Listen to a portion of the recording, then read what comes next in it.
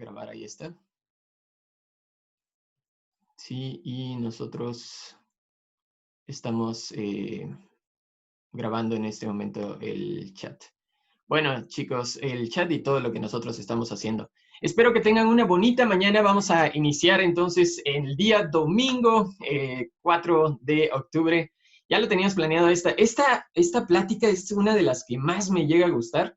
Es de las que más me interesan, de hecho, que ustedes lleguen a conocer. Si ustedes no pueden llegar a ver prácticamente la pantalla, me dicen por favor para que nosotros veamos si tenemos alguna posibilidad de hacer algo diferente. Entonces, ¿qué es lo que nosotros vamos a hacer en este momento? Vamos a ver las partes del cerebro, vamos a ver las escuelas neuropsicológicas, vamos a llegar a ver también incluso, pues, vamos a llegar a ver las escuelas, las funciones neuropsicológicas dentro del cerebro y además cómo es de que se llegan a dar. Vamos a iniciar entonces con la plática. Yo voy a ir aceptando personas en la parte de arriba, en dado caso de que me lleguen a aparecer. En este momento pues, no tienen limitaciones para que ingresen. Solamente van apareciendo en la parte de arriba. Recuerden que esta clase se está grabando y finalmente nosotros la vamos a llevar a Facebook Live para que nosotros podamos pues llevar este contenido también a otras personas y en dado caso ustedes tienen algo que hacer también tengan la absoluta libertad de que lo pueden llegar a hacer. Recuerden de que ustedes van a estar pues en el audio, si en dado caso tenemos participaciones hacia el final. Gracias al Zoom nosotros podemos tener participaciones, podemos tener convivencia, interacción y al final entonces nosotros vamos a hacer como algunas preguntas que necesitemos o si tienen alguna duda, ustedes la van a poder hacer hacia el final. Vamos a iniciar con la plática de pruebas neuropsicológicas, que es lo que nosotros teníamos planeado. Si alguien no puede llegar a ver lo que nosotros ponemos, por favor nos avisa. Vamos a ver si se logra transmitir correctamente. Aquí lo que nosotros tenemos pues es básicamente la presentación que vamos a hablar acerca del cerebro, de esta sustancia viscosa que nosotros vamos a llegar a tratar y conocer el día de hoy. Esa sustancia que algunas veces se toca, se come en los tacos de cabeza que ustedes llegan a ver, claro que no está tan evolucionada ni tampoco somos caníbales para andarlos probando del otro ser humano, pero sí llegamos a conocer este cerebro de alguna forma. Generalmente esta sustancia gelatinosa que nosotros tenemos aquí, blanda, y también tenemos una sección dura, nos va a servir mucho para que nosotros podamos organizar todo nuestro sistema y funcionamiento corporal. El cerebro en realidad tiene como varios componentes que nosotros vamos a llegar a determinar.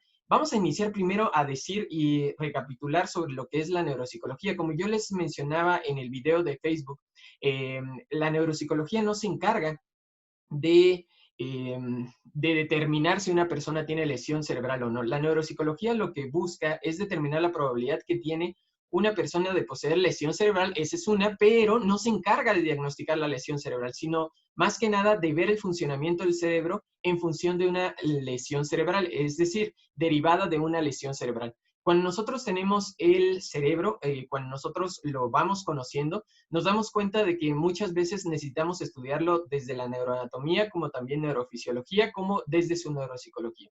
La neuropsicología prácticamente lo que va a estudiar son las funciones psicológicas superiores. ¿Cuáles son esas funciones psicológicas superiores? Atención, memoria, lenguaje, percepción, nocias, praxias, funciones ejecutivas, que son la planeación, flexibilidad mental, inhibición. Todas estas funciones que nos ayudan prácticamente a desarrollarnos como persona. Entonces, nosotros tenemos que ver que cuando estamos estudiando neuropsicología, estamos viendo esas funciones a través del funcionamiento cerebral y también estamos viendo cómo el funcionamiento cerebral produce esas funciones.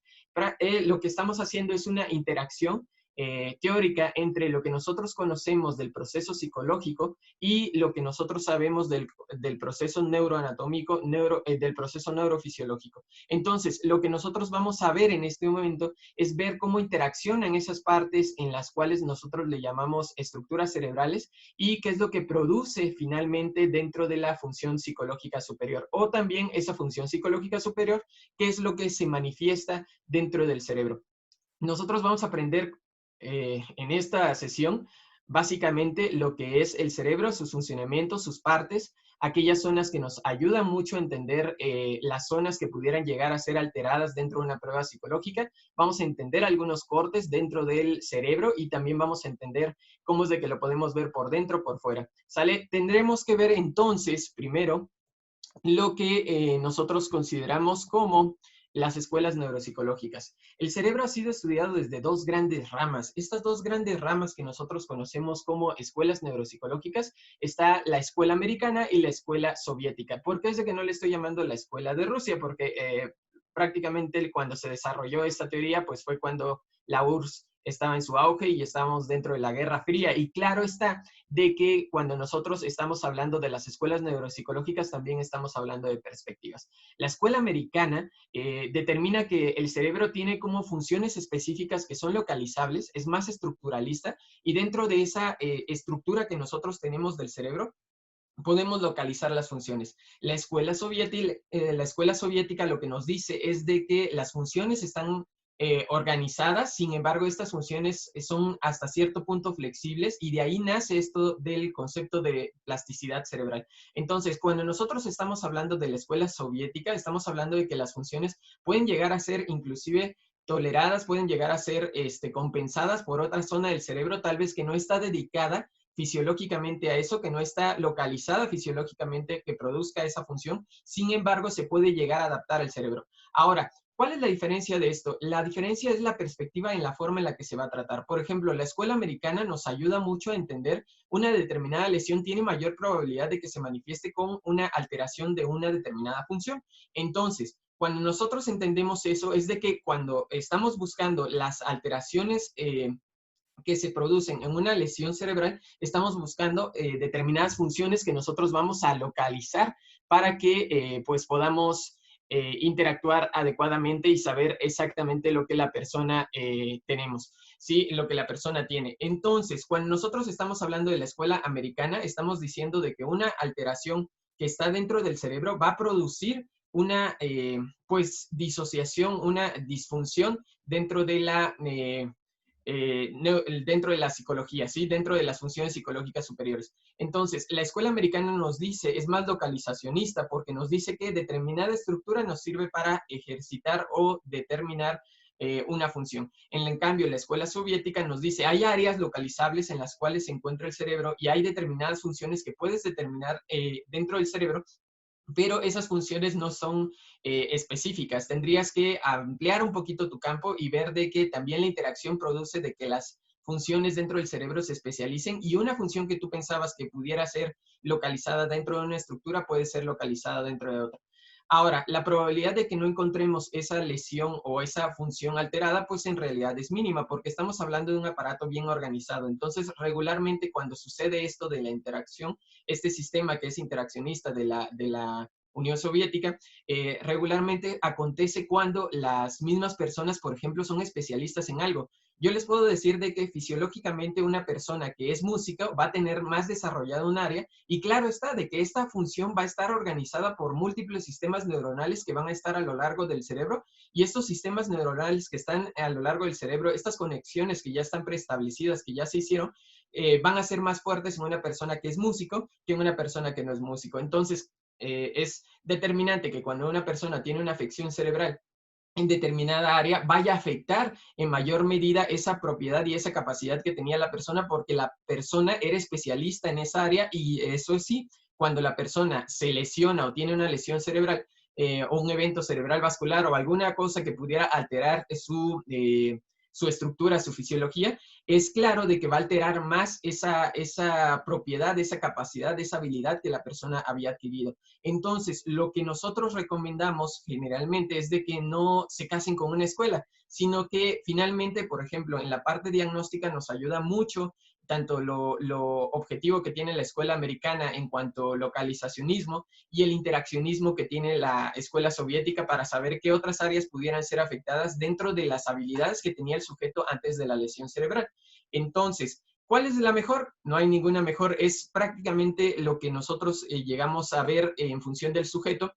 Si el sujeto era especialista en algo, es más probable que esa especialidad se vea alterada debido a que, pues, desgraciadamente las lesiones cerebrales van a afectar más a las personas que tengan especialidad en la cognición. Si ellos son especialistas en algo y tienen una lesión cerebral y su cerebro está conectado para ejercer esa función, es más probable que esa función se vea alterada ante cualquier evento que nosotros tengamos cerebral.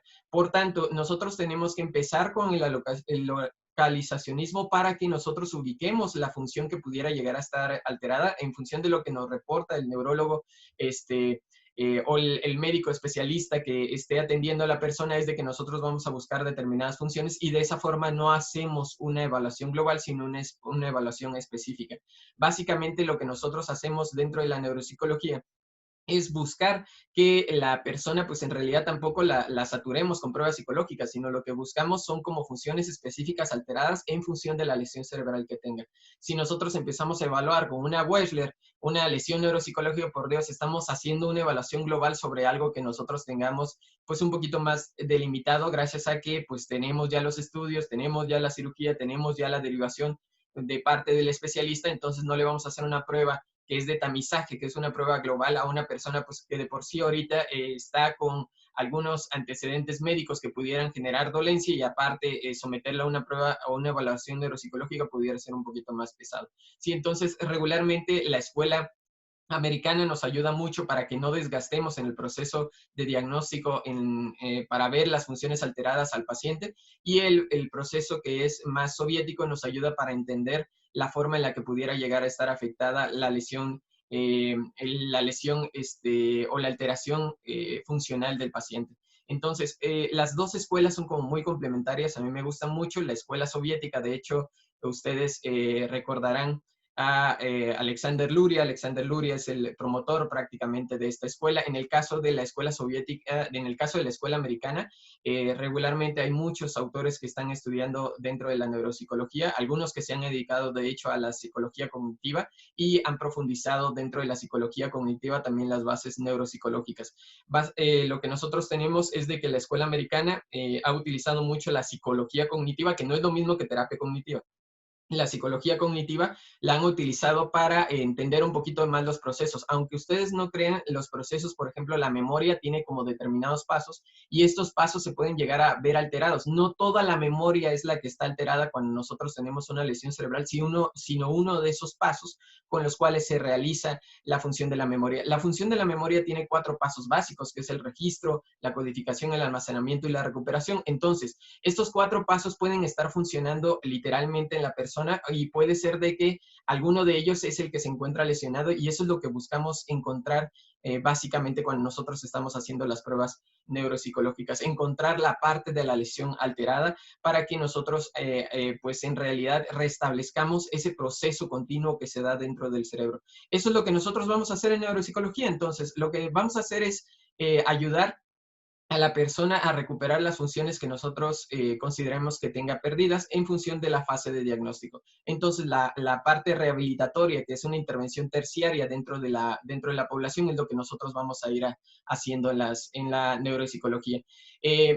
También nosotros tenemos que ver que la neuropsicología está en función de cómo es de que el diagnóstico se necesite. Muchas veces podemos utilizar las pruebas neuropsicológicas para conocer el proceso funcional de un paciente aunque no tenga una lesión cerebral, porque las pruebas neuropsicológicas nos ayudan a determinar la función que está alterada dentro de un paciente, no necesariamente la función neurológica alterada, sino también nos ayudan a determinar si un paciente tiene una alteración dentro del proceso continuo, y aunque no sepamos que tenga lesión cerebral, podemos determinar que hay una probabilidad si nos sale muy bajo dentro de un proceso. Entonces, esa probabilidad nos ayuda a derivarlo hacia alguien que pudiera hacerle pues una valoración un poquito más concisa, visible, como puede ser un electroencefalograma, como puede ser una tomografía axial computarizada, como puede ser una resonancia magnética funcional.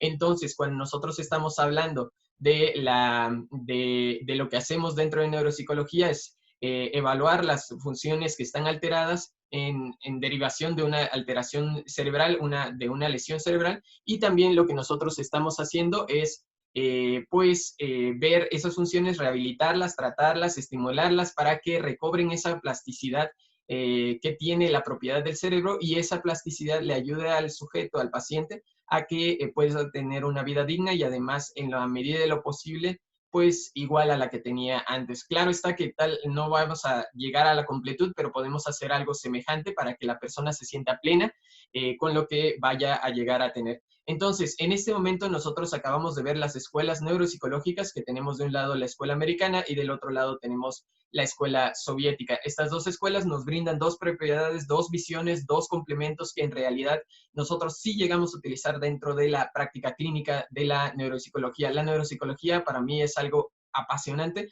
finalmente es algo que nos ayuda mucho a entender muchos procesos. De hecho, el día de hoy vamos a ver el proceso de la emoción dentro del cerebro, cómo es de que se llega a dar la vía directa e indirecta de la emoción. Está bien bonito todo, entonces espero de que les guste mucho. A partir de esto que ya los posicioné, la escuela localizacionista, que es la americana, la escuela interaccionista, que es la soviética, nos permite ayudar a comprender muchas de las cosas que nosotros vamos a ver. Ahora, ¿cuál es lo más importante? Lo más importante es de que ustedes entiendan entonces que las pruebas neuropsicológicas no nos van a dar lesión cerebral, sino nos van a dar una probabilidad de lesión cuando la persona sale bajo. Lo que va a suceder es de que nosotros tenemos que canalizarlo con un neurólogo que también le va a realizar las pruebas pertinentes, que son las pruebas, pues que son las pruebas, ¿cómo se llama?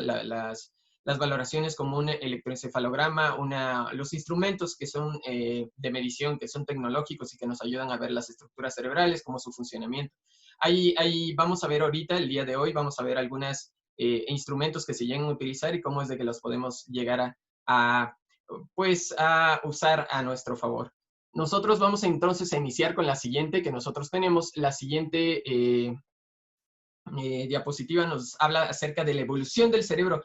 ¿Y qué es lo que nosotros vamos a tener en la evolución del cerebro? Dentro de la evolución del cerebro nosotros vamos a tener, esto que nosotros vemos, la evolución filogenética se le llama así. Esto es una evolución filogenética del cerebro, que quiere decir de que nosotros estamos valorando la forma en la que el cerebro se va a ir desarrollando a partir de las especies, a partir del origen de las especies, es de que nosotros vamos viendo cómo es de que el cerebro va evolucionando. Esto nos va a ayudar a entender mucho los estudios que se hacen en neuropsicología, los estudios que se hacen en neurología y también cómo es de que nosotros hemos aprendido las funciones psicológicas que se manifiestan dentro del cerebro. Para empezar, nosotros tenemos que siempre el tronco del encéfalo fue lo primero que se desarrolló dentro de los peces. Nosotros tenemos también este tronco que se va a ir evolucionando y que va a ir adquiriendo forma a través de los mamíferos. Aparece la corteza cerebral y esta corteza cerebral también va generando que nosotros lleguemos a procesos más superiores, que lleguemos a tener pues determinadas facilidades para que nosotros podamos comprender, entender el mundo y también manipularlo. Esta evolución filogenética, así se le llama, es una evolución filogenética porque tiene que ver desde el origen de las especies hasta donde está nuestro cerebro evolucionado el día de hoy. Si ustedes se percatan, lo que nosotros tenemos es de que al inicio el cerebro pues era como una ramita, este es el tronco, el encéfalo, este cerebro va adquiriendo una corteza y conforme va creciendo pues van apareciendo las circunvoluciones porque el cerebro al no entrar en el cráneo, lo que va haciendo es formando, arrugándose para poder entrar dentro de un tamañito chiquitito de cabeza que nosotros tenemos. Entonces, la gran masa encefálica va generando las circunvoluciones porque no entra dentro del cerebro y entonces evolutivamente va arrugándose, va comprimiéndose, va generando surcos. Y esos surcos, pues lo que manifiestan es de que el cerebro se fue evolucionando porque ya no entraba. Entonces, literal, nosotros tenemos como la cabeza, el cerebro ahí manifestado. Ojo, esto tiene que ver mucho con algo que nosotros vamos a ver en este momento, que son las funciones que nosotros llegamos a localizar dentro del cerebro. Estas funciones que nosotros tenemos, vamos a empezar a ver algo que se le conoce como cerebro triuno. Este cerebro triuno, ¿qué es lo que nos da? El cerebro triuno es como una forma de entender el cerebro. No es que nosotros tengamos tres cerebros. El cerebro triuno se refiere a que tenemos tres cerebros. Pero es una forma de clasificar y de entender el cerebro y toda la manifestación de nuestro sistema nervioso central. Entonces, cuando nosotros estamos hablando del sistema triuno, nosotros estamos hablando de tres tipos de cerebro que nosotros tenemos en la cabeza. Estos tres tipos de cerebro, el primero y el más fundamental, pues es el cerebro que nosotros tenemos reptiliano. Por eso es de que nosotros tenemos aquí pues a un cocodrilito como un cerebrito, y este cerebro reptiliano pues es el más básico, es el que tiene reacción de respuesta automática, y en esto es o huida o ataque. Son las dos características básicas. También en esta zona del cerebro lo que tiene es el dormir, el comer, el vivir prácticamente por vivir, pero no tiene como una razón o un sentido de vida. Lo que tiene es reacciones fisiológicas, y entonces en función del estímulo que le da el ambiente es la reactividad que va a tener este cerebro, ¿no? Ahorita lo vamos a ver un poquito más esquematizado dentro del cerebro real, del cerebro físico, para que nosotros podamos tener adecuadamente todo.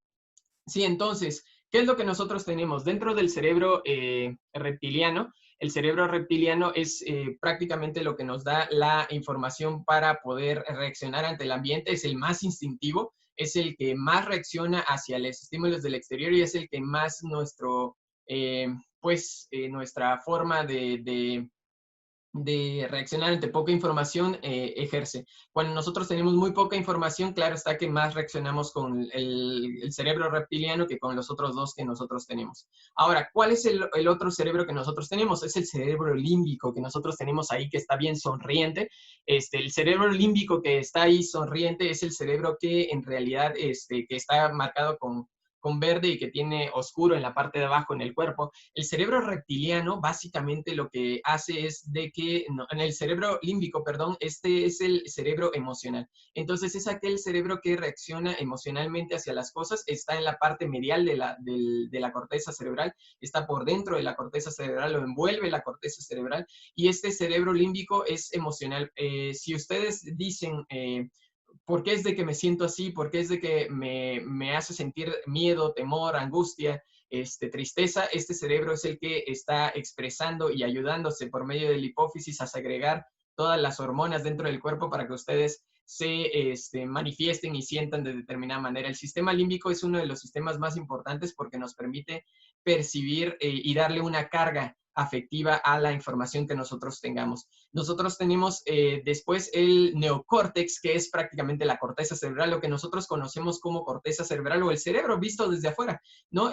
Nosotros lo que tenemos en neocórtex son las funciones psicológicas superiores, que ya hablamos al inicio, que son atención, memoria, lenguaje, percepción, nocias, praxias. Entonces, estas funciones van a estar dentro, alteradas, y van a estar, pues, interactuando dentro de esta corteza cerebral, y esta corteza cerebral en conjunto va a ser lo que nosotros le llamamos cerebro, que es todo el dinosaurio con todas las partes que nosotros tenemos ahí, el cerebro, la parte de las emociones y la parte de lo instintivo. Entonces, cuando nosotros estamos reaccionando instintivamente, estamos utilizando el cerebro reptiliano. Cuando nosotros estamos reaccionando emocionalmente, estamos utilizando el cerebro límbico, y cuando nosotros estamos utilizando y reaccionando cognitivamente de forma racional, estamos utilizando el cerebro que es neocórtex, ¿sí? Y este cerebro de neocórtex nos ayuda mucho a regular muchas cosas que nosotros tenemos.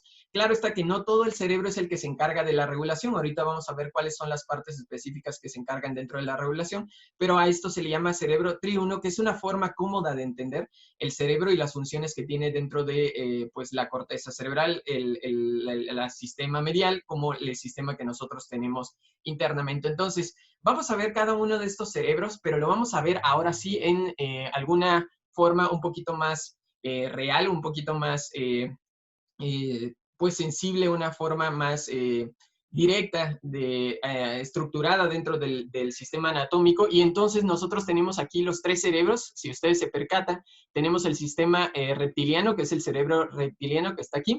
Después tenemos el cerebro límbico, que es el cerebro que lo va a cubrir, y por último tenemos el cerebro pues que es neocortical, que es el neocórtex que yo les decía. Si nosotros lo localizamos dentro del cerebro como tal, nosotros tendríamos el tronco del encéfalo, que es el que nosotros tenemos por aquí. Este es el tronco del encéfalo. Nosotros tenemos el cerebro que nosotros le llamamos, esto sería el tronco del encéfalo prácticamente, es el cerebro reptiliano, es el cerebro instintivo. Después tenemos el cerebro límbico, que es el que está aquí, que es el parte del sistema límbico, todo esto que nosotros tenemos aquí, que prácticamente está envuelto en esta masa amarilla que la vamos a llegar a tocar, la vamos a llegar a ver. Y por último tenemos el neocórtex, que es prácticamente todo lo que va a envolver al cerebro. Esta es la clasificación más básica que nosotros podemos dar para el cerebro, para que todo el mundo lo logre entender, y para que ustedes sepan de que ustedes tienen una parte reptiliana, una parte instintiva, que en realidad pues es la que tenemos que manejar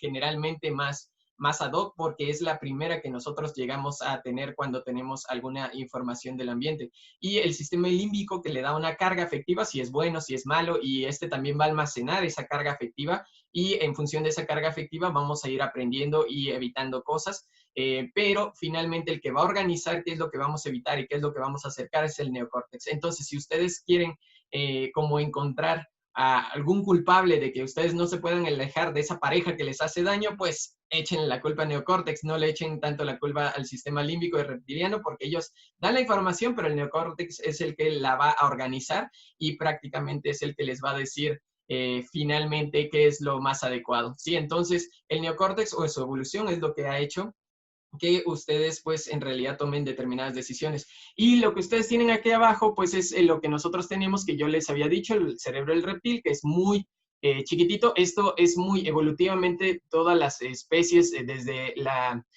los peces llegan a tener esta parte, esta tirita reptiliana, y después nosotros tenemos el cerebro mamífero, que ya implica un poquito más del sistema límbico emocional. Entonces por eso mismo las mascotas llegan a tener como cierta carga, cierto afecto hacia las personas. No, no están pensando, están reaccionando afectivamente hacia las personas o sus dueños, y nosotros tenemos alguien que está pensando sobre lo que hacen sus mascotas, ¿no? Que sería el humano, y entonces está racionalizando de que lo quiere, pero no es que lo quiere, sino siente afecto, tiene una carga directamente relacionada, condicionada con el sujeto, con el amo de la mascota, y claro está de que con el dueño de la mascota, entonces prácticamente lo que nosotros tenemos es una asociación condicionada del animal con cosas que le prestan determinadas pues atenciones, ¿no? Entonces lo que nosotros tenemos son los tres cerebros. Esos tres cerebros también los tenemos marcados en la derecha, y esos tres cerebros nos van a ayudar para que nosotros entendamos correctamente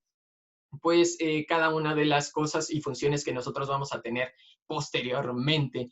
Ok, ahora que ustedes han entendido el cerebro triuno, vámonos hacia la siguiente diapositiva, y la siguiente diapositiva nos va a hablar de estos mismos, ya de forma resumida. Tenemos el cerebro triuno, que es el reptiliano, que es cuando reaccionamos como cavernícolas, ¿sí? Porque o somos muy violentos, o somos muy instintivos, o somos muy evasivos, cuando nosotros estamos reaccionando en función del estímulo sin considerar algunas opciones que nosotros tengamos alrededor, pues estamos reaccionando instintivamente, reptilianamente. Cuando nosotros estamos reaccionando afectivamente, sin darle conocimiento, sin darle poder a la razón, nosotros estamos nada más actuando debajo de ese cerebro límbico. Y cuando nosotros estamos reaccionando por medio del pensamiento, la razón, coordinando cada uno de esos deseos de querer matar a la persona, de querer estar directamente con la persona, o de simplemente, pues, emocionarse demasiado por alguien.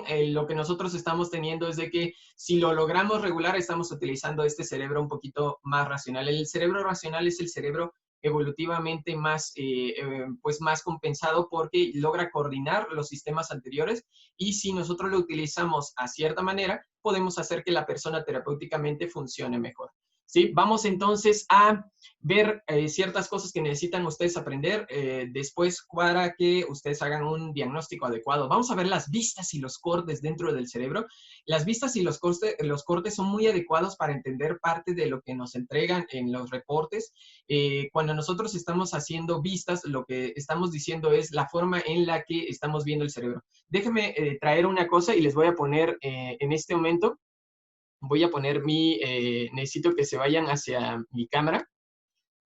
Voy a traer un cerebrito que nosotros tenemos por acá, y me dicen si lo pueden llegar a ver. Espérenme tantito.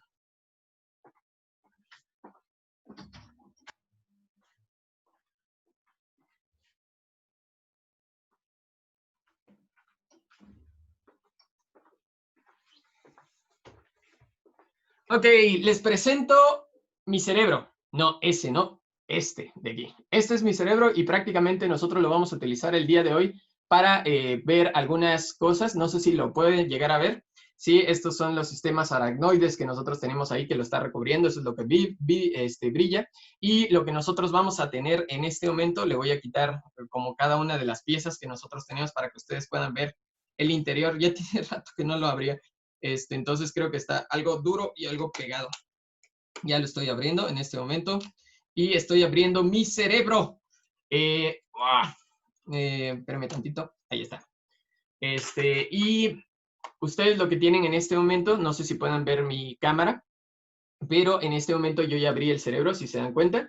Sí, este cerebro ustedes van a conocerlo un poquito porque me va a ayudar para que ustedes vean las vistas. Sí, fíjense muy bien, cuando nosotros tenemos, sí me pueden llegar a ver, ¿verdad? Vamos a poner un poquito esto, vamos a ver si vamos a activarles el micrófono para que ustedes puedan hablar un poquito.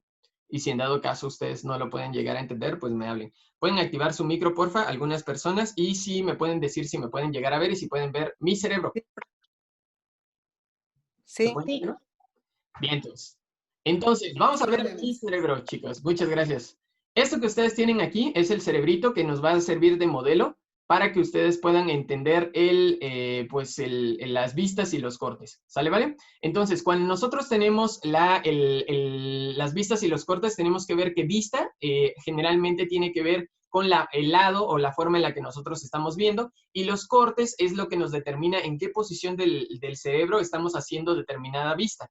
Sí, entonces, cuando nosotros estamos haciendo las vistas, generalmente esas vistas pueden ser frontales. Cuando estamos viendo el lóbulo frontal es este, ¿sí? Si ustedes se dan cuenta, el lóbulo frontal es este. Esta es una vista que se le llama vista frontal, ¿sí? O una vista anterior, así lo pueden encontrar en algunos documentos, vista frontal o vista anterior, porque lo estamos viendo desde el frente. Cuando nosotros estamos viendo por atrás, estamos viendo una vista posterior, ¿sí? Ahí es donde está. Sí, como si fueran, esto que ustedes tienen ahí, pues son como, pues sí, la vista posterior, lo que están viendo es el cerebelo. Esta es una vista posterior. Cuando nosotros estamos viéndolo desde arriba, es una vista superior. Si estamos viendo el cerebro desde arriba, es una vista superior. Y si nosotros lo estamos viendo desde abajo, es una vista caudal o es una vista inferior. Sí, entonces ahí ya ustedes lo tienen. Es una vista, esas son las vistas que ustedes tienen. Y si ustedes están viendo el cerebro desde en medio, ustedes estarían viendo una vista, espérame tantito. Es que les digo que tenía rato que no lo abría y entonces está un poco duro. Y luego con el pedito yo creo que se comprime un poquito más, claro está. Y si ustedes lo ven desde en medio, lo que ustedes están teniendo es una vista, es una vista medial. Sí, entonces cuando ustedes estamos viendo, ¿por qué? Porque nosotros necesitamos ubicarnos. Esta es una vista medial del cerebro.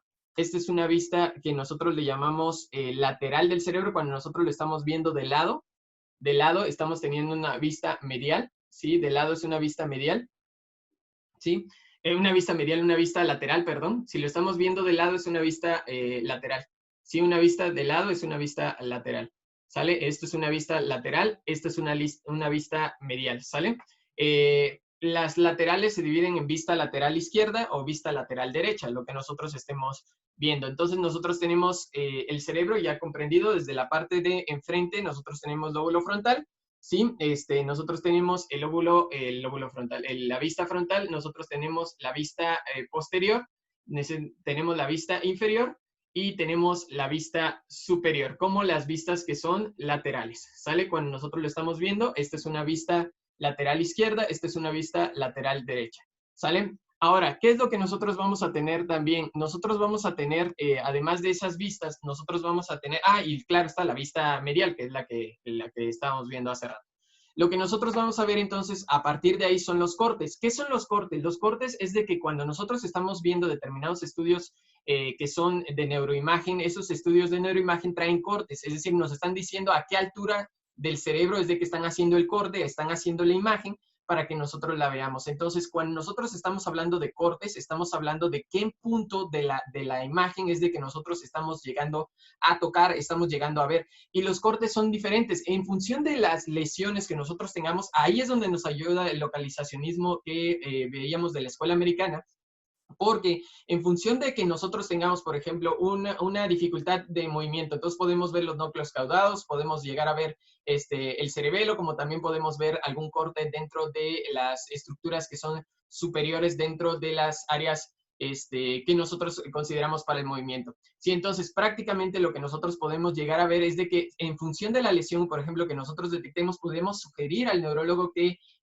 determine o vea algunas pues alguna zona del cerebro específico para que mande a hacer la neuroimagen en función de esa altura donde se encuentran estos órganos implicados dentro de la función psicológica. Si nosotros vemos que está muy mal la lesión, que está muy mal la función, está en unos niveles demasiado bajos, entonces ahí es donde nosotros canalizamos al neurólogo, le decimos que encontramos esta función bastante alterada, bastante baja, y entonces tendría que mandar a hacer la neuroimagen en función de la ubicación en donde se encuentran esas funciones dentro del cerebro. Entonces, cuando nosotros estamos hablando de los cortes, estamos hablando de la altura en la cual nosotros estamos haciendo pues determinada neuroimagen o la estamos viendo y evaluando. Nosotros tenemos 3 cortes básicos. Este primer corte que nosotros tenemos del lado derecho, superior derecho, entonces nosotros tenemos este corte que están viendo aquí, es un corte de tipo sagital. El corte sagital se distingue porque va a dar un lado izquierdo y va a dar un lado derecho. Entonces el corte sagital, generalmente nosotros, lo que yo voy a hacer, por ejemplo, con este cerebrito es dividirlo sagitalmente. ¿Sí? Lo que yo hice es dividirlo sagitalmente porque lo que estoy separando es un izquierdo y un derecho. ¿Sí? Entonces, al hacer un corte sagital, nosotros estamos dividiendo izquierda y derecha prácticamente. Entonces, lo que nosotros tenemos en el corte sagital es una división que nos va a dar una izquierda y una derecha.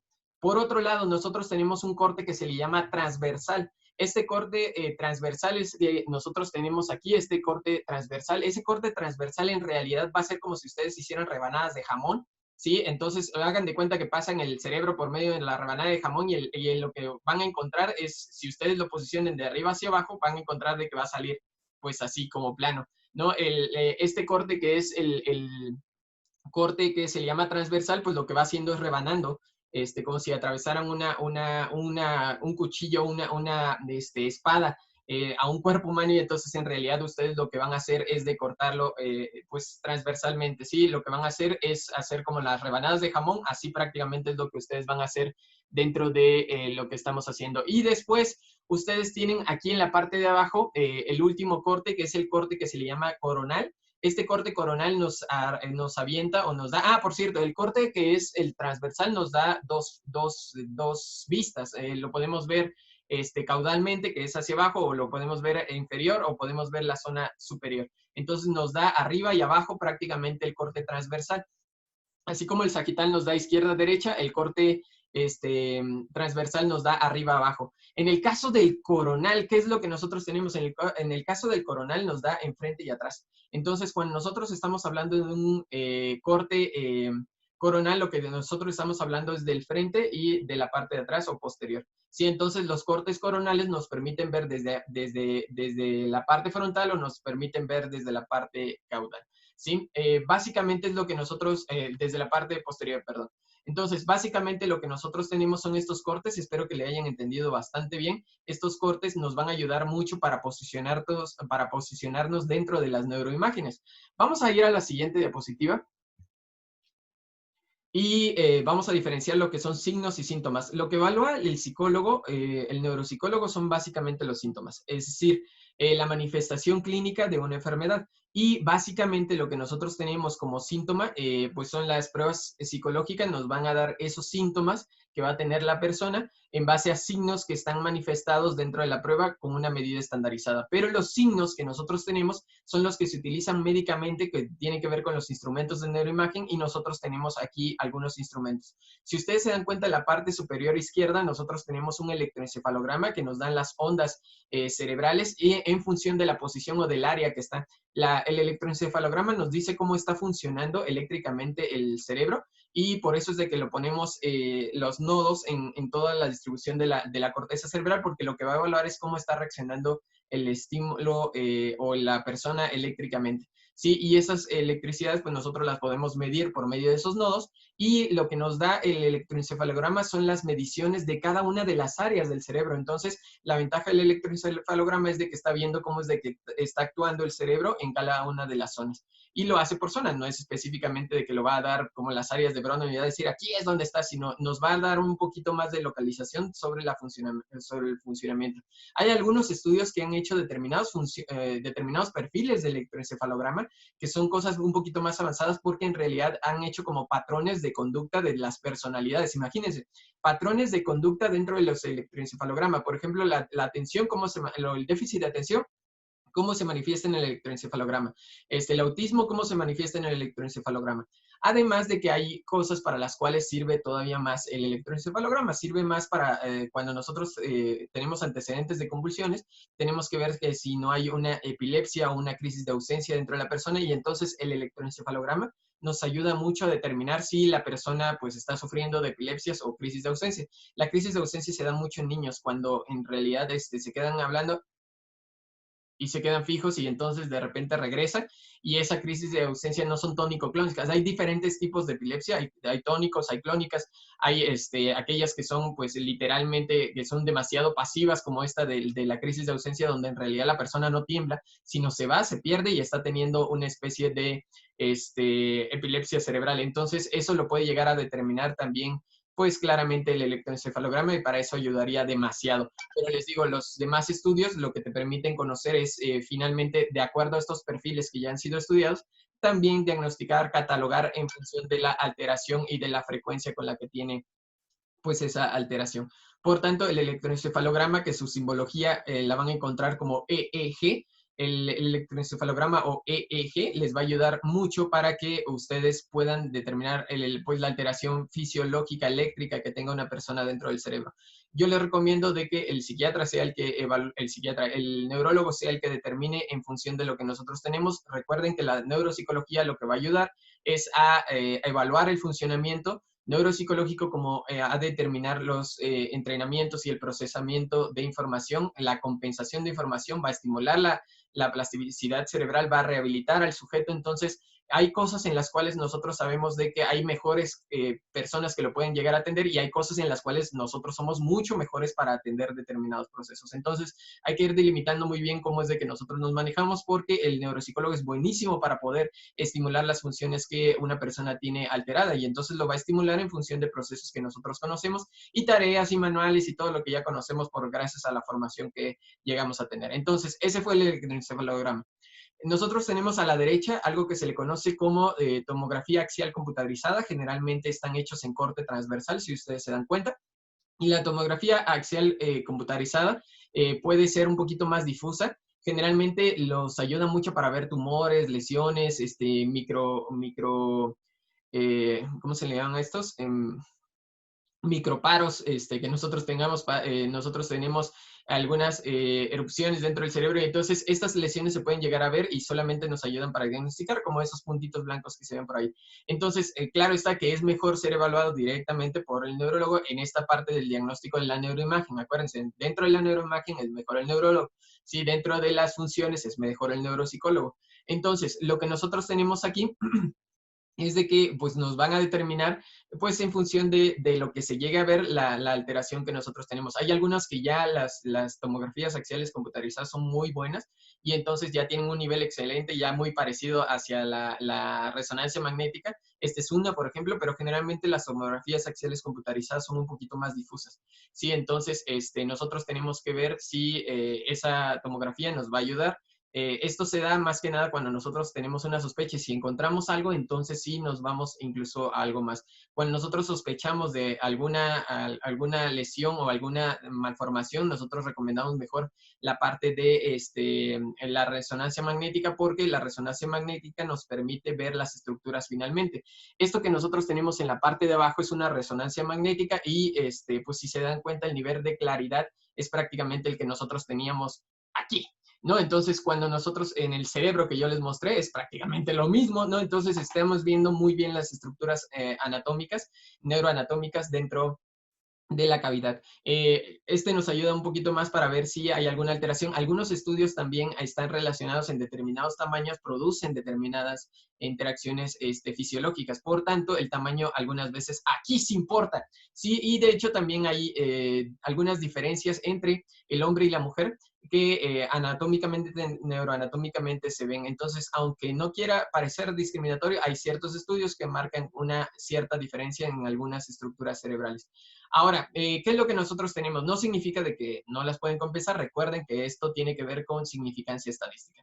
Entonces, lo que nosotros tenemos aquí en la parte de la resonancia magnética, lo que nosotros estamos viendo es la estructura y se utiliza mucho cuando nosotros queremos ver alguna alteración, cuando nosotros tenemos enfermedades básicas como enfermedad de Parkinson, como tenemos la enfermedad de Huntington, la enfermedad de Alzheimer, nos ayuda mucho la resonancia magnética. ¿Sí? Y después, ¿qué es lo que nosotros tenemos? Si se dan cuenta, en la parte de la derecha, inferior derecha, nosotros encontramos algo que se conoce como resonancia magnética funcional.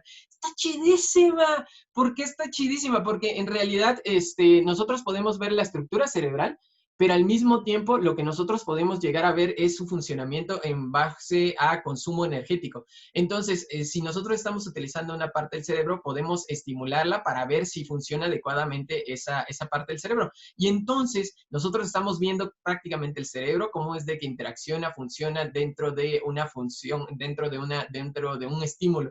Entonces, eso es bellísimo, ¿sí? Y cuesta también carísimo, ¿sí? Entonces, en realidad son estudios un poquito más avanzados cuando nosotros queremos estimular y ver si la persona ha podido reaccionar adecuadamente hacia los estímulos. Ojalá que los neuropsicólogos tengamos mucho acceso hacia esto. Regularmente, por ejemplo, la UNAM es uno de los que tienen acceso hacia este tipo de estudios un poquito más a profundidad, de aquellos que están dentro de los más altos estándares de estudio dentro de nuestro país en neuropsicología son los que llegan a hacer mayormente estos estudios e interacciones. Entonces, regularmente estos estudios son buenos para poder localizar el funcionamiento cerebral y ver si está siendo adecuado.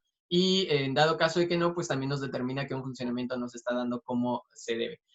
Esto es lo que nosotros tenemos como neuroimagen, que son los signos que llega a utilizar más el neurólogo, y nosotros vamos hacia los síntomas y los que nos dan las propiedades de las pruebas psicológicas. Vamos entonces a la siguiente que nosotros tenemos, y la siguiente, déjame tantito, la siguiente, vamos a empezar con lo bonito de lo bonito, que son las funciones psicológicas que nosotros tenemos dentro de nuestro cerebro. Ustedes ya vieron que nosotros estamos estructurados en tres cerebros que nosotros utilizamos didácticamente para entenderlo. Sin embargo, ahora sí nos vamos a ir a cada una de las estructuras y cómo funciona. Y el sistema límbico es maravilloso para las funciones. ¿Por qué es maravilloso? Porque nos ayuda a entender un poquito más cómo es de que reacciona el cerebro ante determinado estímulo y es cómo es de que nosotros nos enfocamos y nos llevamos hacia determinado punto a tal grado de que nosotros no podemos regular nuestras emociones. Recuerden que el sistema del tronco del encéfalo, que es lo que nosotros tenemos en la parte de abajo, nosotros tenemos el tronco del encéfalo y este tronco del encéfalo nos va a ayudar mucho para las reacciones instintivas y además se encuentran procesos psicológicos básicos que son, por ejemplo, el dormir, el descansar, el comer, el deglutar, también nosotros tenemos la sexualidad, los impulsos sexuales están ahí. Nosotros tenemos muchos impulsos o muchas necesidades dentro de lo que nosotros tenemos en el tronco del encéfalo, que en realidad no nos interesa tanto porque nosotros no podemos mucho dominar el tronco del encéfalo.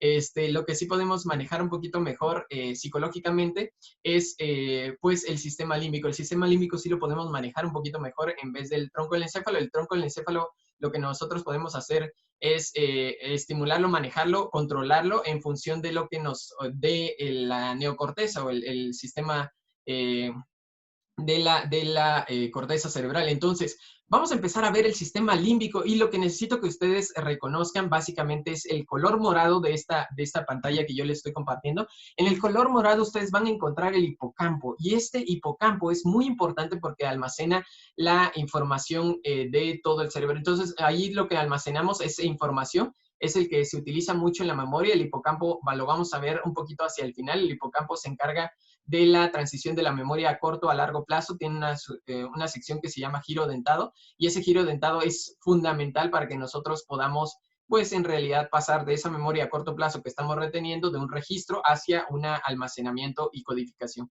Entonces, el hipocampo es bastante importante, pero no nada más sirve para la cognición, también sirve para la información emocional. El hipocampo también puede llegar a determinar y a algunas veces a remitir ciertas informaciones que tienen que ver con sistemas emocionales. La amígdala, que es una zona que está muy cerquita, si ustedes la pueden llegar a ver, la amígdala está más o menos anterior al hipocampo, medial anterior, es un poquito más cercano hacia el centro del cerebro. Y entonces nosotros tenemos que en la amígdala también se almacena información temporal, y esta información temporal tiene que ver con la calidad de los afectos. Es la que tiene cierta calidad afectiva, de decir, esta persona es la que se asocia con algo de cariño, con algo de amor. Entonces, es la que cataloga, la amígdala va a catalogar exactamente lo que es placentero y lo que no es placentero o es displacentero, para que me entiendan. Aparte de lo que puede ser peligroso y no puede ser peligroso, que nos da el tronco del encéfalo, la amígdala lo que nos va a dar es lo que va a ser placentero y desplacentero. Y esto que nosotros vamos a tener de la amígdala, esa interacción entre el hipocampo y la amígdala es muy importante porque nos ayuda a determinar cómo es de que nosotros vamos a procesar la información. Toda información que nosotros tengamos va a llegar desde afuera hacia adentro, es decir, va a llegar desde nuestros ojos, nuestros oídos, nuestra piel, desde los corpúsculos de Meissner que detectan los roces acerca de la sexualidad. Y entonces, toda esa información llega al cerebro y va a llegar a una zona que se llama tálamo. Lo que nosotros tenemos en el centro son tálamos, y este tálamo en realidad son dos huevitos que se encuentran dentro del cerebro, y este tálamo va a distribuir la información dentro del cerebro, pero le envía esa información también hacia el hipocampo y también hacia la amígdala cuando llega el estímulo exterior. Por ejemplo, si nos están rozando y entonces, ¡ay, te prendes! Entonces, literalmente llega esa información hacia el tálamo, se registra dentro del hipocampo, se registra dentro de la amígdala, y esta información va a llegar también va a recorrer toda la parte del hipocampo que va a ser aquí. Si se dan cuenta, es como una colita de Majin Buu. Si llegaron a ver Dragon Ball Z, es como una colita de Majin Buu, va recorriéndose hacia atrás, y esto se llama formación parahipocampal. Esa formación parahipocampal va a llegar, va a ser como una especie de surco, se va a ir metiendo hasta llegar a algo que se llaman cuerpos mamilares. Esto que nosotros tenemos de la formación parahipocampal va a llegar a esos cuerpos mamilares y van a transmitir cierta información hacia el lóbulo frontal. El lóbulo frontal es el que finalmente va a catalogar y decidir si la información que él tiene le va a hacer caso, no le va a hacer caso, o simplemente es placentera o displacentera. Nosotros podemos sentir el roce en la piel y la puede catalogar como muy bonito, por ejemplo, la amígdala, ¿no? Lo puede catalogar. Sin embargo, el único punto es de que nosotros podemos ver de que el lóbulo frontal, debido al conocimiento, debido a la estructura que nosotros tenemos anterior, debido a la información que posee, debido a la cultura que nosotros tenemos, ese lóbulo frontal va a catalogar de forma diferente lo que nosotros estamos viviendo, y va a regresar la información por medio hacia el hipocampo, y esa información que va a regresar va a venir catalogada como placentera o displacentera en función de la persona que estamos viendo. Si nosotros, por ejemplo, nos tocan en el metro, pues no va a ser tan placentero que digamos, ¿sí? Claro que si nos toca una chica, un chico que en realidad nos gusta, pues finalmente, y además que sí queríamos tocar, pues claro está de que va a regresar el lóbulo frontal, pues una información diferente, y va a decir, sí, catalógalo bien, amígdala, ¿sí? Entonces, almacénalo. También esta información que nosotros tenemos aquí, nosotros la vamos a utilizar para otras cosas. Entonces, envíala a tal región para que en realidad nosotros la cataloguemos como placentera dirigida hacia esta persona. ¿Qué es lo que nosotros hacemos? Si ustedes se dan cuenta, lo que nosotros estamos viendo es de que la información llega hacia el tálamo se distribuye entre la amígdala y el hipocampo, llega hacia el lóbulo frontal la regresa, la recataloga sobre otro tipo de información y la vuelve a almacenar para futuras ocasiones en que pase con el mismo chico. ¿Sí? Entonces, en realidad tenemos dos vías de la emoción. Esta vía de la emoción que es directa es la que se va directamente hacia la amígdala y también hacia el sistema hipofisiario. Esta vía directa de la emoción es la que llega al tálamo, el tálamo a la amígdala también hacia la hipófisis. Y la hipófisis, que es el sistema también, bueno, hacia el hipotálamo, y el hipófisis es donde se regionaliza la información. Cuando llega hacia el hipotálamo y hacia la hipófisis lo que va a hacer es distribuir esa información en el cuerpo. ¿Y cómo la va a distribuir? Por medio de hormonas. Sí, entonces esa información que nosotros catalogamos como placentera se va a distribuir por medio del cuerpo, y entonces cuando llega al lóbulo frontal resulta que el cuerpo ya está sintiendo. Entonces, cuando nosotros en realidad reaccionamos, ya la información ya se esparció dentro de nuestro cuerpo. ¿Por qué? Porque nosotros es más rápido la vía directa, por eso se le llama vía directa, porque nosotros reaccionamos primero emocionalmente y después cognitivamente. ¿Qué significa? Que esta vía directa nosotros no la podemos parar, sin embargo la podemos reclasificar, la podemos recatalogar, podemos volver a ver la información de forma diferente, y ahí es donde actúan mucho las terapias, porque podemos transitar lo que era o fue catalogado con determinada emoción y está produciendo determinadas hormonas dentro del cerebro, nosotros la podemos reclasificar utilizando una parte pensante, ¿no? Esa parte pensante que nosotros estamos utilizando reclasifica la información emocional, la devuelve y entonces genera una nueva programación en la hipófisis que va a generar de forma diferente. Lo malo es de que pues esta reclasificación que se hace por la vía indirecta de la emoción, que yo les dije que es cuando llega al lóbulo frontal, regularmente esta reclasificación de la información es pues muy fea, porque en realidad ya nosotros tuvimos primero la reacción que fue de la vía directa hipofisiaria y después viene la del lóbulo frontal, que es la que va a reclasificar esta información. Es medio feo evolutivamente, porque en realidad pues nosotros reaccionamos más de lo que nosotros planeamos emocionalmente, ¿sí? Pero de todas formas, si nosotros entrenamos a nuestro cerebro y constantemente estamos organizando nuestra información emocional, la amígdala aprende a clasificar determinada información con determinada forma. Entonces, la vía emocional, que es la vía emocional directa, pues claro está de que reacciona más rápido, pero con la emoción más adecuada que nosotros queramos. Y esto es lo que da madurez al cerebro, ¿no? El madurez psicológica al cerebro, porque finalmente, entre más estemos haciendo lo mismo y entre más estemos reaccionando de forma igual y entre más utilicemos el lóbulo frontal, la amígdala va a almacenar cierta información o cierta carga sobre lo que nosotros estamos haciendo y claro está, en el momento de clasificarla le va a enviar al sistema hipotalámico hipofisiario pues una orden diferente de catalogación y la emoción que nosotros vamos a sentir también es diferente. Entonces, si al inicio nosotros teníamos determinada emoción, se queda almacenado y hay una reacción fisiológica y esa reacción fisiológica nosotros vamos a poderla entrenar con el tiempo. No significa que esto va a ser de diario, no significa que esto va a ser de rápido, sino esto tiene que ser entrenado diario. Entonces, conforme más utilizamos esta vía indirecta de la emoción, terapéuticamente, lo que nosotros vamos a hacer es de que la persona pues se ajuste y comprenda mejor cierta forma en la que ella tiene que reaccionar. Entonces, ¿qué es lo que nosotros tenemos? Nosotros tenemos este sistema que es emocional, este sistema que tiene la vía directa y la vía indirecta de la emoción y que nos ayuda mucho en el procesamiento de la información afectiva. Vamos con la siguiente entonces que nosotros tenemos. Estos son estructuras que vamos a llegar a ver. ¿Sí?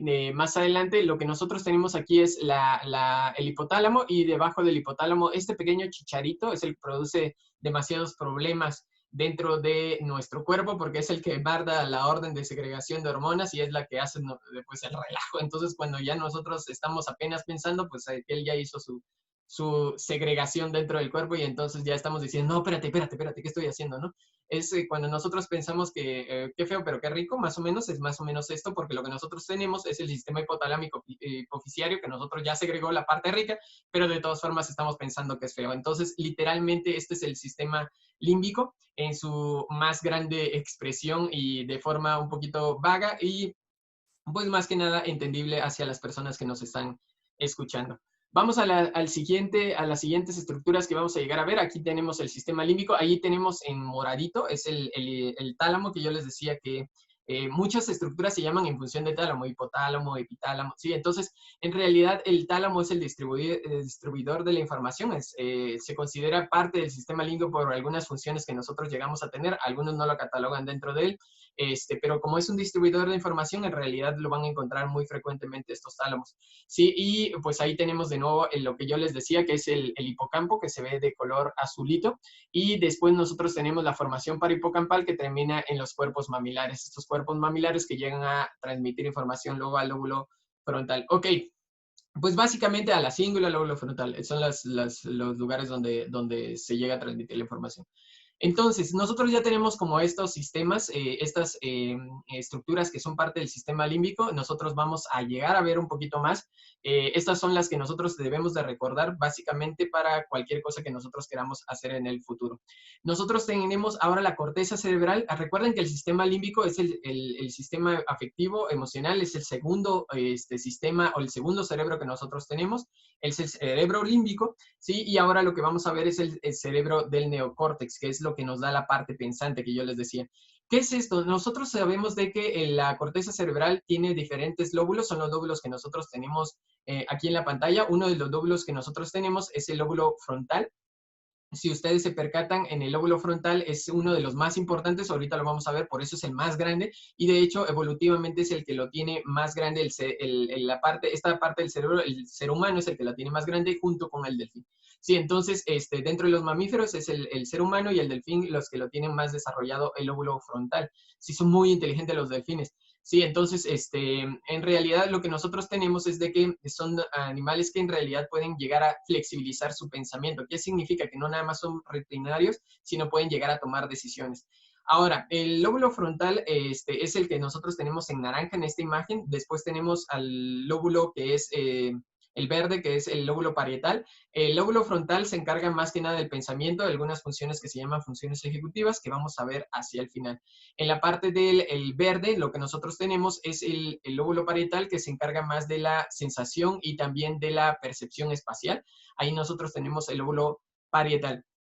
Y lo que nosotros tenemos en el lóbulo occipital, que es la zona azul, el lóbulo occipital se encarga de la visión. Entonces, finalmente, luego hay alguna asociación que luego hacen las personas de, ay, me pegué en la nuca, entonces ya perdí la vista. Pues en realidad se puede llegar a suceder. El lóbulo occipital, pues, se encarga de la visión. Y en el lóbulo que nosotros tenemos, que está más cercano a la oreja, es el lóbulo temporal, y es el que se encarga de la memoria y el lenguaje. Sí, claro que la memoria se encarga por dentro y el lenguaje es un poquito más por fuera en la estructura. Ahorita lo vamos a ver un poquito más a profundidad. Tenemos estos 4 lóbulos que son exteriores y hay un lóbulo que está interno. Si ustedes abren esto que tiene aquí que dice cisura lateral o cisura de Silvio, si ustedes abren esa zona, van a encontrar un pequeño lóbulo escondido, es aquel que no quiso salir y o no lo dejaron salir los otros lóbulos, y este lóbulo es el lóbulo de la ínsula. El lóbulo de la ínsula que tiene más una carga emocional porque está más cercano al sistema límbico, si se dan cuenta. Entonces, el lóbulo de la ínsula, aunque se han descubierto muchas funciones, básicamente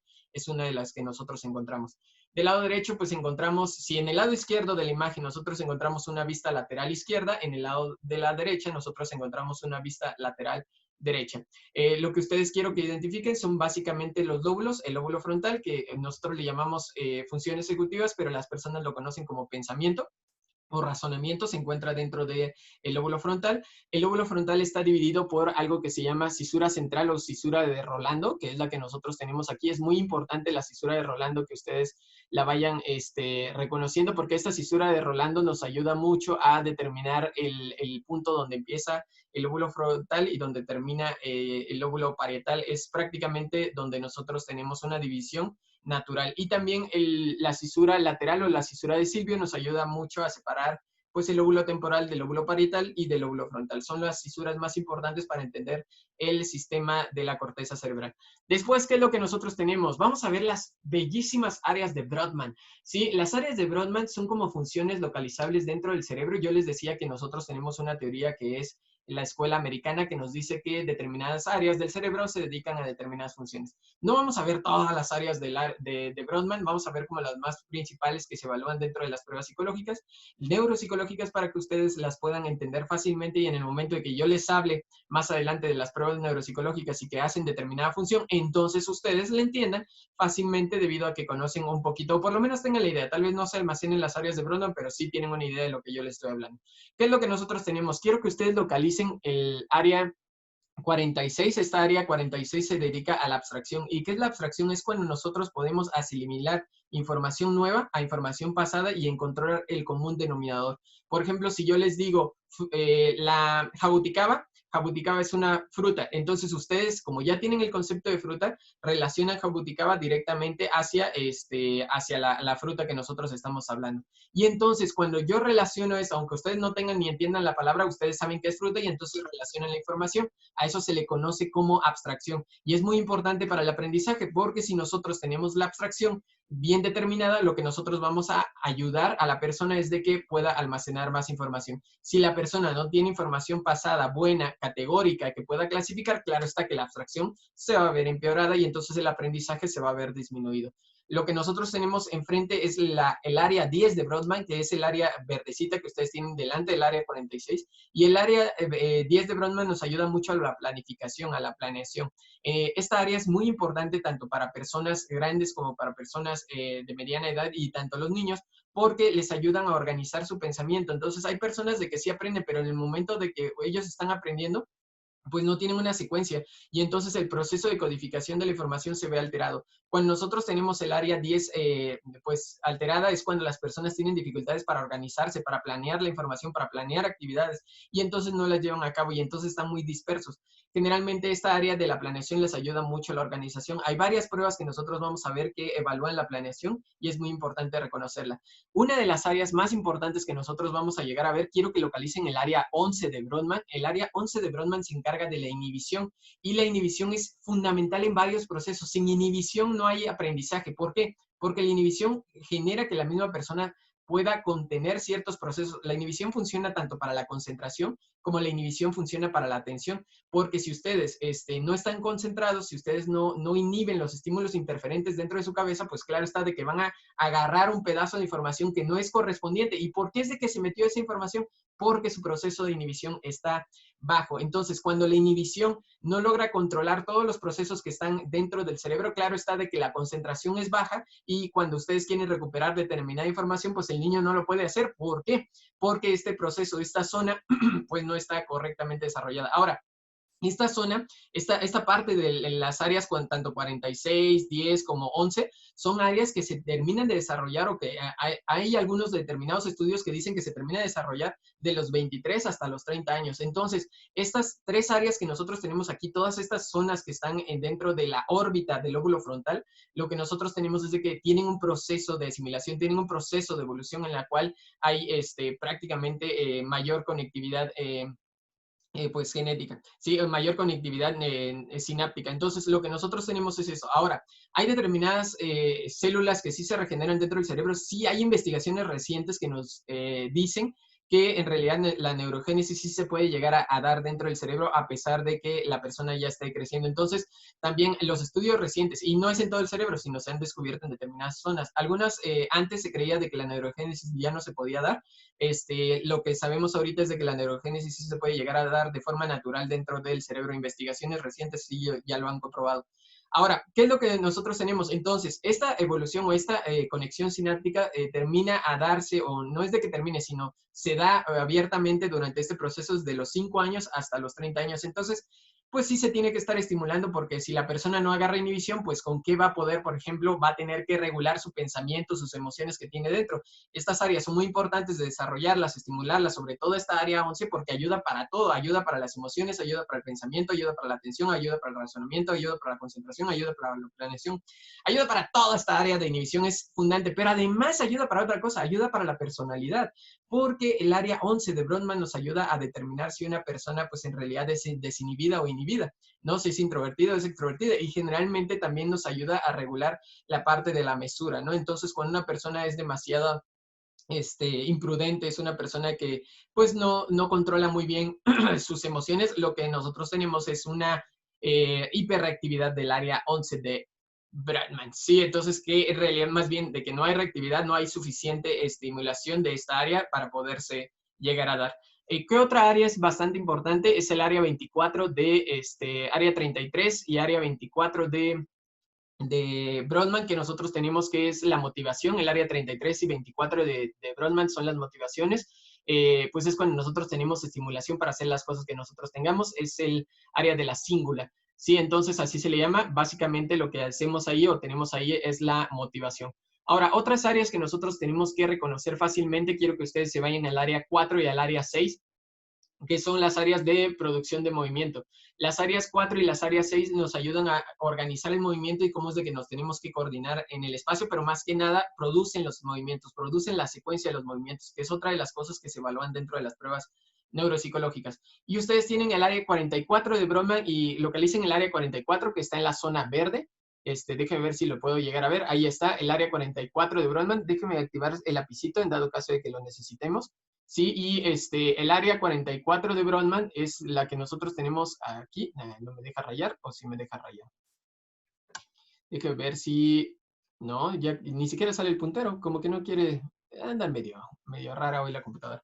Entonces, el área 44 de Brodmann sí sale aquí abajo, pero... y ahora sí rayó y donde no debe ir. Ok, el área 44 de Brodmann, ya no le voy a hacer nada porque nada más no me quiere obedecer. El área 44 de Brodmann es la que nos sirve para la producción del lenguaje y si en dado caso nosotros tenemos alguna alteración nosotros tenemos la alteración que es la de la fascia de Broca. ¿Sí? Entonces, nosotros vamos a localizar muy bien esta área 44, que es la que nos ayuda mucho a la producción de lenguaje. Si se dan cuenta, se encuentra muy cerca de las áreas 4 y 6, que son las de producción de movimiento.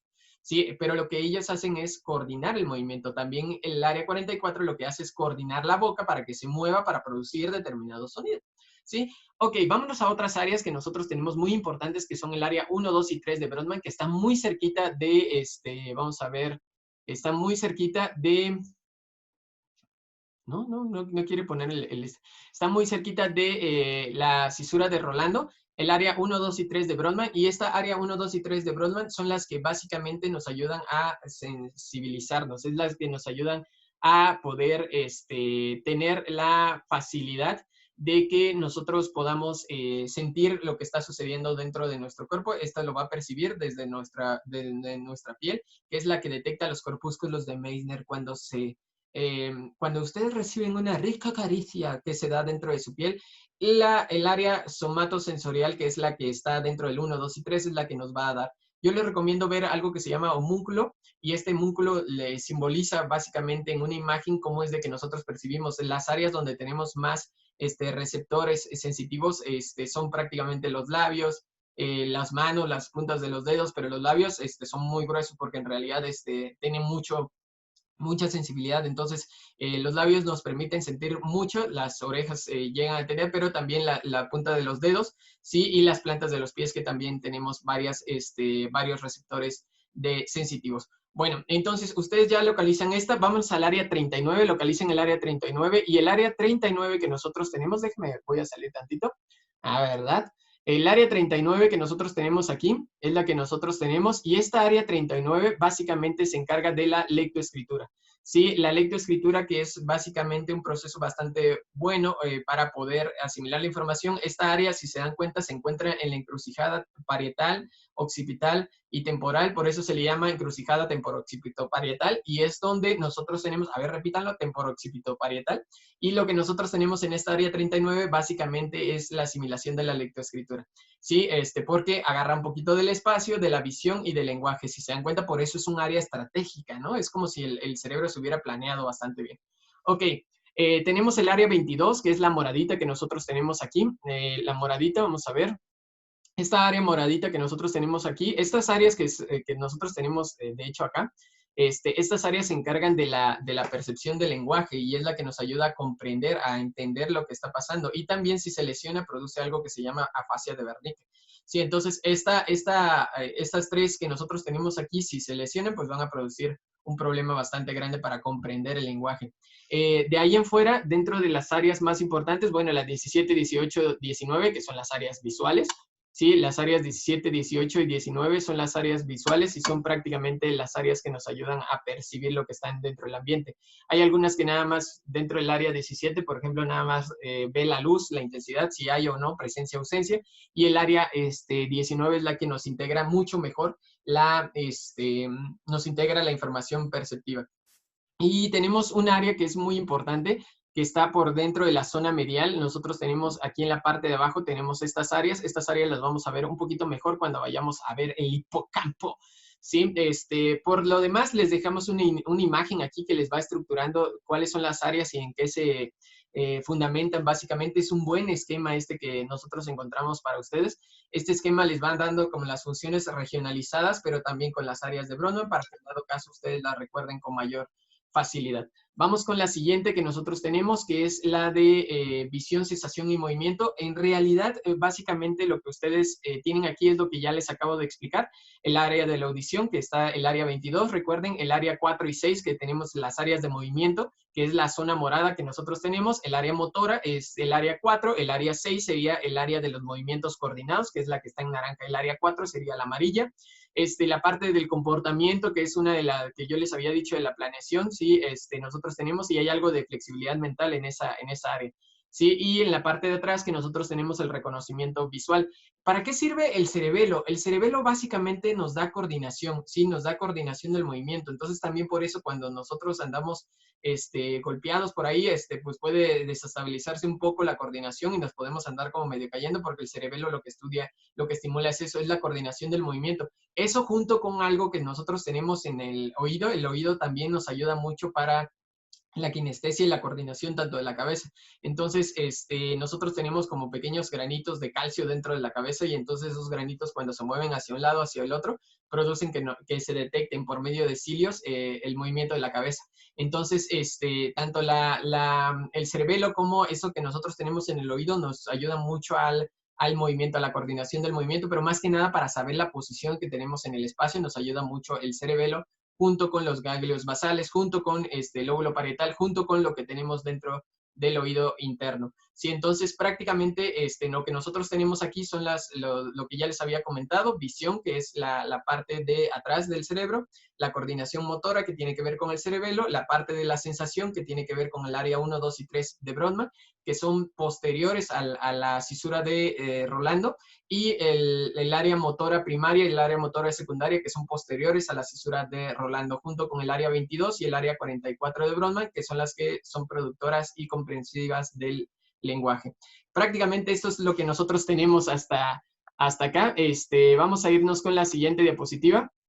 También tengo que ir muy bien atento con el tiempo.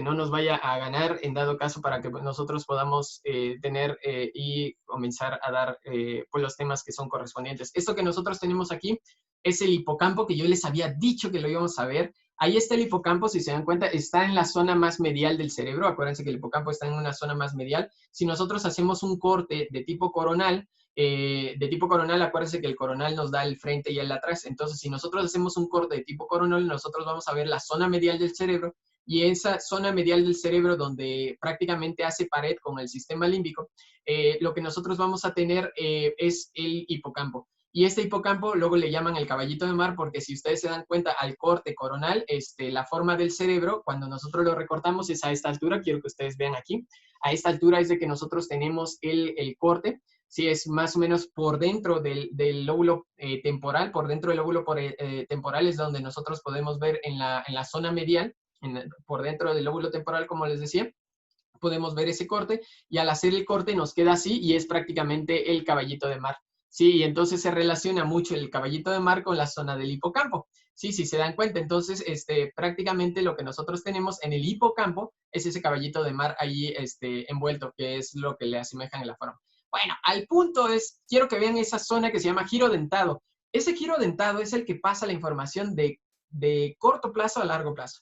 Ese giro dentado es muy importante porque la información a corto plazo que nosotros tenemos, nosotros la vamos a proyectar hacia largo plazo. Y esta es una de las principales zonas que empiezan a deteriorarse cuando nosotros vemos a una persona que tiene Alzheimer. Es decir, esta es la zona que empieza a deteriorarse, una de las zonas principales que empieza a deteriorarse y es la que empieza a generar dificultades para la conexión dentro de la información a corto y largo plazo. Entonces, esta zona es bastantísimo importante y hay otras zonas que están dentro del hipocampo que no vamos a hablar ahorita, pero necesitamos localizar ese giro dentado, que es donde se encuentra el desplazamiento de la memoria a corto a largo plazo.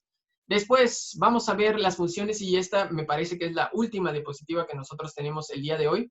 Estas funciones, ¿qué es lo que nosotros necesitamos ver? Las funciones que nosotros les acabamos de enlistar son las funciones que se le llaman funciones psicológicas superiores. Nosotros ya vimos dónde se localizan determinadas funciones. Recuerden que en el lóbulo frontal es donde nosotros localizamos las funciones ejecutivas. En el lóbulo parietal nos encontramos la información de la localización espacio-temporal. En el caso del lóbulo occipital es donde se encuentra la información visual. En el lóbulo temporal se encuentra la información de lenguaje y memoria. Y en el troncoencéfalo se encuentra las reacciones fisiológicas innatas, que son instintivas. En el cerebelo se encuentra en la parte de la coordinación. En el sistema límbico se encuentra la parte de la emocionalidad. En el sistema hipotalámico y hipofisiario se encuentra la zona en la cual la distribución hormonal que produce las emociones. Entonces, ahora lo que nosotros vamos a ver es dónde se localizan cada una de estas cosas que nosotros tenemos como atención, memoria, lenguaje, percepción, praxis, nocias y funciones ejecutivas.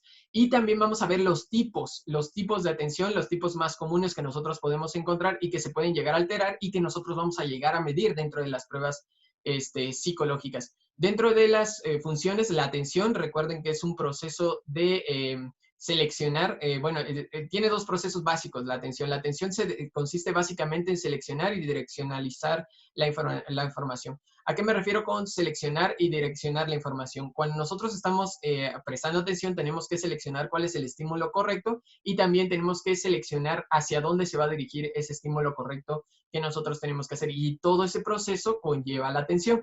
La atención puede ser implícita o puede ser explícita. Es decir, puede ser una atención que sea consciente, puede ser una atención inconsciente, que eso es a lo que se refiere con atención implícita y explícita. Implícita es de que nosotros tenemos como una atención que nosotros estamos prestando conscientemente y una atención implícita que nosotros nada más estamos registrando la información. Esta atención, nosotros tenemos diversos tipos de clasificaciones de la atención de acuerdo a la escuela cognitiva o la psicología cognitiva. No es lo mismo que terapia cognitiva. Ya les había comentado de que psicología cognitiva son las que estudian los procesos psicológicos superiores y también los pasos en los que se encuentran los procesos psicológicos. Entonces, cuando nosotros estamos hablando de atención, hay diferentes tipos de atención. Está la atención selectiva, la atención procedimental, la atención alternante, la atención dividida. Vamos a hablar de estas cuatro nada más. ¿Sí? Vamos a hablar de la atención sostenida. Esta es la más fácil, es de que en realidad la persona puede mantenerse prestando atención determinado tiempo. Lo normal o lo regular que se han hecho en estudios es de que 20 minutos es el promedio real que puede aguantar una persona prestando atención fuertemente hacia un estímulo. De ahí hay como una renovación, pero lo que se considera más o menos normal según los estudios neurocientíficos es más o menos alrededor de 20 minutos de atención continua. Sí, en el caso de la atención alternante es cuando nosotros dejamos una actividad y pasamos a prestar atención a otra actividad. Esto es muy importante tanto para los niños o también para las personas que están adultas porque luego se centran demasiado en un problema y entonces desatienden todos los demás. Cuando nosotros no podemos cambiar esa atención de un punto donde está hacia otro punto donde está, lo que nosotros tenemos es una atención que se denomina atención alternante. Esta atención alternante nos permite cambiar el foco atencional que teníamos en una cosa y pasarlo hacia otra sin necesidad de estar prestando atención ya a la anterior. Esa atención es muy importante tanto para los adultos como para los niños. Nosotros tenemos otro tipo de atención que nosotros conocemos como atención dividida, que es prestar atención a dos cosas a la vez. Esto sí se puede llegar a hacer, sí puedes prestar dos atenciones a la vez. El único problema es de que también los estudios neurocientíficos demarcan que si tú divides la atención, también divides el potencial de atención. ¿A qué me refiero con esto? Tú tienes un límite de atencional. Si tú utilizas en dos cosas ese límite atencional, vas a tener 50% de tu atención en una cosa y 50% en otras. Por eso se recomienda de que mientras uno está manejando, no maneje el celular, porque aunque uno crea que uno puede hacer y atender las dos cosas, es imposible, su atención se reduce a la mitad en cada cosa que están haciendo. Si hacen tres cosas, se reduce al 33%. Hay un buffer, digámoslo así, dentro del sistema cognitivo y si nosotros desaprovechamos ese buffer y si nosotros en realidad ocupamos todo nuestro límite de capacidad atencional, va a generar que la misma persona pues termine sintiéndose o cometiendo un error inadecuado. Entonces, lo que nosotros buscamos es de que la atención dividida, pues traten de no utilizarla demasiado, aunque es muy importante muchas veces para poder integrar información. En algunos casos es muy importante, pero en otros no se recomienda estarla utilizando, sobre todo cuando uno va manejando o va cruzando una calle, va haciendo cosas bastante importantes. La atención dividida no se la recomiendo porque pues regularmente se va disminuyendo la capacidad de atencional. Es un límite que nosotros tenemos los seres humanos. Sí, y nosotros tenemos una atención que le llamamos selectiva. Esta atención selectiva es cuando nosotros prestamos atención a un solo detalle. También se utiliza en terapia cognitiva cuando nosotros estamos viendo determinados problemas que nosotros le denominamos distorsiones cognitivas. Hay una que es de atención selectiva, que es cuando nos centramos en una cosa y no prestamos atención a todo lo demás. Esa es la atención selectiva. Bueno, esos son como 4 tipos básicos. Vamos a la siguiente, que es la memoria. La memoria se divide básicamente en memoria a corto plazo y memoria a largo plazo. Cada una de esas memorias tiene diferentes clasificaciones. No voy a hablar de todas las clasificaciones que tenemos de memoria. Conforme vayamos viendo las pruebas neuropsicológicas, vamos a ir viendo cada una de las pruebas que nosotros les estamos dando en este momento. Vamos a ir viendo las memorias, porque cada una de ellas toca una memoria diferente y algunas toca varias memorias.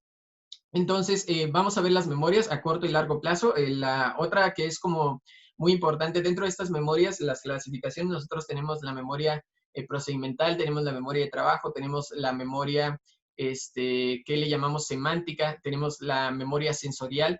Entonces, voy a hablar de estas 4 tipos de memorias básicas para que ustedes las comprendan. La memoria sensorial tiene que ver con la memoria de registro, que es cuando nosotros almacenamos nada más un flachazo de información, cuando yo les pregunto, por ejemplo, de qué color era mi pantalón, y entonces ustedes me dicen, yo sé que traía pantalón, pero no sé de qué color. Entonces, ahí ustedes están registrando la información, pero no los detalles, ¿no? Entonces, esa es memoria sensorial. La siguiente que nosotros tenemos es la memoria que se le llama procedimental, que es la memoria de procedimientos, de hacer cosas secuenciales. Ese es uno de los tipos de memorias que nosotros tenemos. Hay un micro prendido. Les pido de favor de que lo apaguen para que podamos hacer bien la clase. Les voy a apagar. Bueno, entonces nosotros tenemos ese tipo de memoria. Y después tenemos el lenguaje, que hay 2 tipos de lenguaje básico, lenguaje comprensivo y lenguaje expresivo. Sí, no, pero me estaba en la memoria que quedé que era procedimental. Después vamos a la memoria semántica.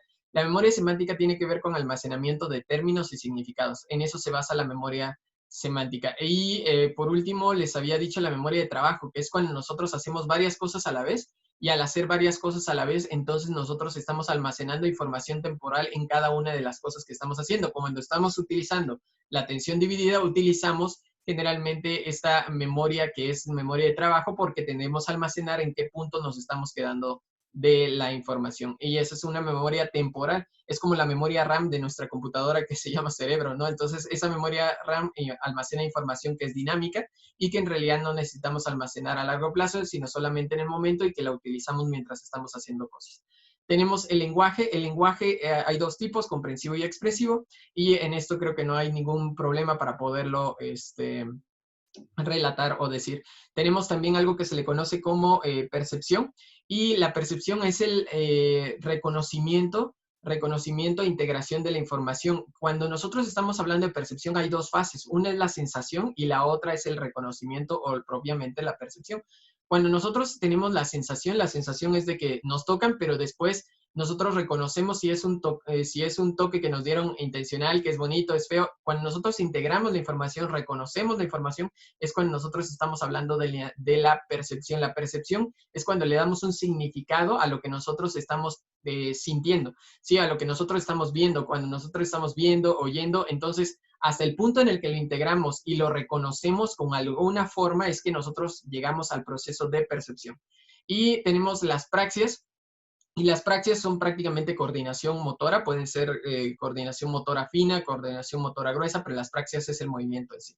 Sí, las gnosis es la percepción del espacio, es prácticamente que nos ubiquemos en tiempo y lugar. Sí, y las funciones ejecutivas que ya las hablamos, que son planeación, la planeación, tenemos la flexibilidad mental, que no la llegamos a hablar, pero la flexibilidad mental es la capacidad de generar múltiples respuestas ante un problema. Es decir, si tú tienes un problema, generalmente buscas múltiples respuestas, y a esto se le llama flexibilidad mental. Planeación, flexibilidad mental, organización es otra función ejecutiva, abstracción es otra función ejecutiva, inhibición es otra función ejecutiva. Entonces, cuando nosotros hablamos de funciones ejecutivas, son funciones reguladoras de todo el cerebro, es decir, son las que organizan, son los gestores, son los administradores del cerebro, y estas se encuentran en el lóbulo frontal, recuerden. Entonces, el lóbulo frontal es el que organiza toda la información que tú tienes atrás, también los significados de las palabras, qué significado le tienes que dar, los significados de los eventos, y estas funciones ejecutivas te ayudan a reestructurar tanto las vivencias que tú tienes como también lo que tú estás teniendo. Esta función ejecutiva es la que te va a ayudar también para que tú puedas, pues en realidad, hacer muchas cosas a la vez de forma eficiente y organizada. Básicamente estas son las funciones. Ahora, ¿cuáles son las alteraciones que nosotros tenemos? En el caso de la atención, nosotros tenemos algo que se llama heminegligencia, y es cuando nosotros no podemos atender una parte de la realidad a pesar de que nuestros ojos funcionan. pues en realidad no podemos atender, es como si nos fallara cierta percepción del ambiente. ¿Sí? Después tenemos algo que es en la memoria, pues son las amnesias, esas son popularísimas, creo que no hay ningún problema. No vayan a confundir amnesia con demencia, ahorita les voy a decir cuál es la diferencia entre amnesia y demencia. ¿Sí? La amnesia es pérdida prácticamente de alguna de las memorias, y cuando nosotros tenemos, hay memorias que también se alteran debido a lesiones, esas se llaman amnesias retrógradas y anterrógradas, que tienen que ver con la memoria, pero tiene que ver si pierde información antes del evento traumático o si pierde información después del evento traumático. A eso se le llaman memorias anterógradas o retrógradas, y tienen que ver con una lesión cerebral, ¿no? Después ustedes tienen el lenguaje, pues ahí tenemos las afasias. Dentro de la percepción se les llama agnosias, ¿no? Entonces, si se dan cuenta, la agnosia está abajo, tenemos las gnosias, y cuando nosotros decimos fallas en las percepciones, nosotros tenemos las agnosias, que pueden ser agnosias visuales, agnosias motoras, agnosias que son, ¿cómo se llama? Sensitivas. Entonces, tenemos diferentes tipos de agnosias que son faltas de percepción del estímulo del ambiente. Cuando nosotros tenemos las praxias, las fallas comunes se les llama praxias, que es cuando ya no pueden coordinar el movimiento, y cuando hay funciones ejecutivas alteradas, hay ciertos síndromes. De hecho, lo que se producen son síndromes que se llaman, por ejemplo, el síndrome pseudopsicopático, el síndrome pseudodepresivo, que son cuando son alteraciones neurocerebrales debido a eventos donde se dañó parte del cerebro y entonces producen determinados tipos de personalidades, lo cual no es nuestra finalidad de la clase del día de hoy. Según yo, esa es la última diapositiva que nosotros tenemos. Sí, es correcto. Vamos a abrir un poquito el micrófono para aquellas personas que aguantaron hasta el final, para ver si tienen algunas preguntas. Recuerden, hay unas cosas que no mencioné, por ejemplo, lo de los hemisferios.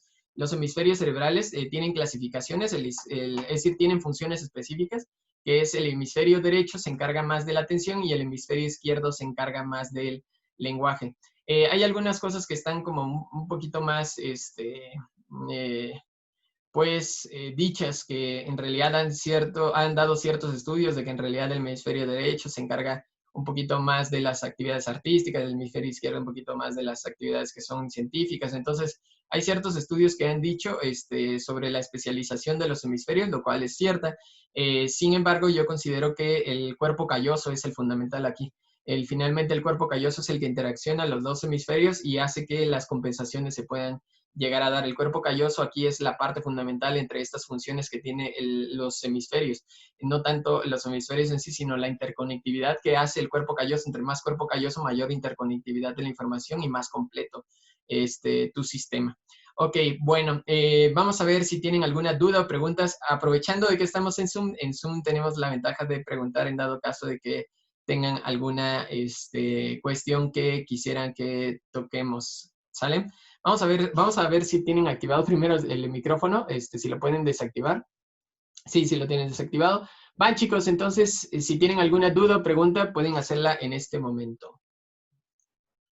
Yo, Diego Gwendolyn. Yo le bueno. Hola, cuando estábamos viendo el sistema límbico, ¿puedes volver a repetir lo de la vía directa y la vía indirecta, por favor? Sí, la vía directa prácticamente es donde nosotros vamos a tálamo, se va parte de la información al hipocampo, otra información hacia la amígdala.